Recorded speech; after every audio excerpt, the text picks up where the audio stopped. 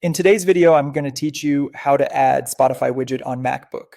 By the end, you'll have a simple, always available mini player that sits on your screen like a widget so you can control your music without digging through windows. Start by opening the Spotify app on your Mac.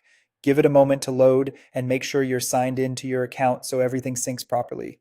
If you use multiple audio devices, it's a good idea to quickly confirm your Mac is playing through the right speakers or headphones just so you can hear what's happening as we go. Next, start playing something in Spotify. It can be a single song, a playlist, or even a podcast. Anything works. The key is to get the player controls active. Once playback starts, you'll notice the controls, and now playing details are fully available, which is what enables the mini player feature we're about to use. Look down to the bottom right corner of the Spotify window. You should see an option labeled Open Mini Player. Click that.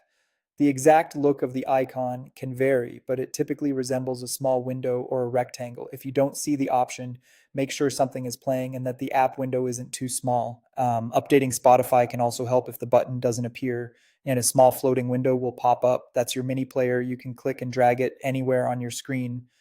Place it in a spot that feels natural for your workflow, like tucked near a corner or just above the dock. The goal is to keep it handy without covering the tools you use most. If you have multiple displays, you can move it to the screen where you spend the most time. From here, treat the mini player like a widget. It stays on top of other windows, so you can glance at what's playing and control it instantly. Use it to play or pause, skip to the next track, or adjust the volume without switching away from your current app. It's perfect for keeping your focus while still managing your audio.